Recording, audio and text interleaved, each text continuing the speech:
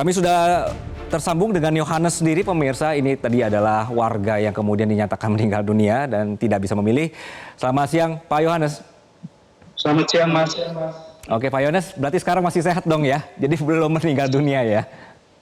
Puji Tuhan masih sehat, Mas. Oke, Pak Yohanes, jadi ceritanya ini bagaimana Bapak tahu akhirnya Bapak itu dinyatakan meninggal dunia?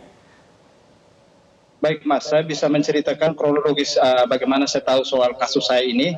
Di saat bulan April lalu anak saya sakit, lalu dibawa ke puskesmas. Di sana menunjukkan bukti BPJS saya itu non-aktif dengan keterangan meninggal dunia. Dari situ saya melakukan klarifikasi ke kantor BPJS Kupang, dan di kantor BPJS Kupang menerangkan bahwa saya benar-benar meninggal dunia dengan dibuktikan akta kematian, dan BPJS saya sudah dinonaktifkan sejak bulan Januari 2024. Dari situ saya menuju ke Dukcapil Kabupaten Timur Tengah Selatan untuk memastikan data saya.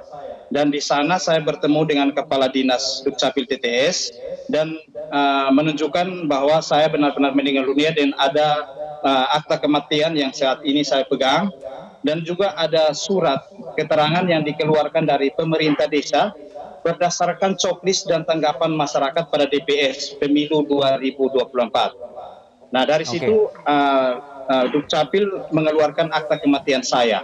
Dan kasus ini saya sudah resmi laporkan ke Polres TTS.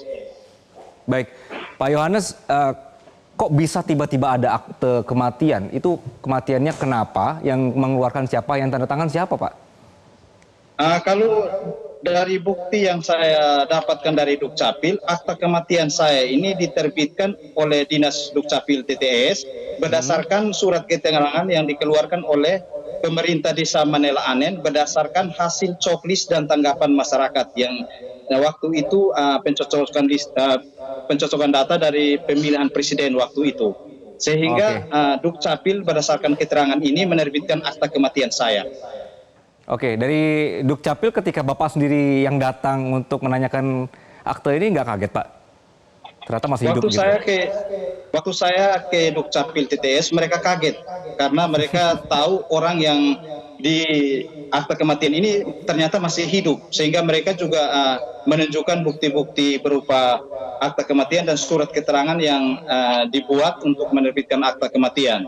Sehingga kasus ini saya laporkan ke TTS. Lalu saya ini juga sudah mendatangi KPU TTS, Bawaslu TTS, bahkan dari kemarin sampai hari ini saya sudah datang ke KPU NTT dan Bawaslu NTT, yang mana saya pertanyakan DPT saya aktif, sementara saya ini kantongi akta kematian dan juga KTP saya non-aktif.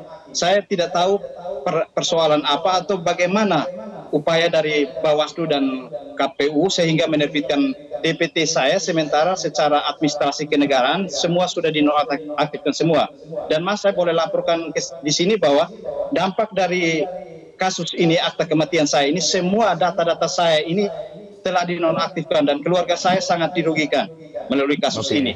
Sehingga mungkin melalui Metro TV saya mohon kepada Bapak Kapolres TTS, Bapak Kapolda NTT, Bapak Kapolri, Bawaslu RI, KPU RI, dan Komnas HAM, Ombudsman untuk bisa mengawal kasus ini, karena ini kejahatan kemanusiaan yang juga merugikan sekali masyarakat kecil seperti kami.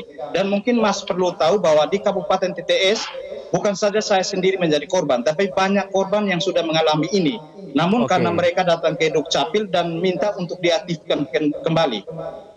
Baik, Pak Yohanes, berarti dalam upaya pemulihan nama Bapak ini untuk juga bisa mendapatkan hak pilih begitu ya, apa pernyataan atau keterangan dari KPU atau Bawaslu, Pak?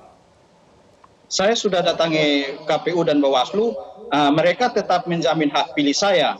Namun saya sebagai korban saya juga bingung, nanti ketika saya di TPS, bukti data-data saya sudah dinonaktifkan, bagaimana saya bisa menggunakan hak pilih saya, sementara akta kematian saya miliki dan KTP saya tidak berfungsi sama sekali. Bagaimana saya bisa menggunakan hak pilih dengan bukti-bukti ini, Mas? Oke, baik. Tapi kita juga mau mengucapkan terima kasih kepada Pak Yohanes, karena dari kasus ini pun kita jadi sadar ya Pak, pentingnya punya hak suara dan juga terus memperjuangkan untuk ikut di pilkada begitu ya. Pak Yohanes, terima kasih sudah berbagi ceritanya di Metro Siang kali ini. Sehat selalu, Pak.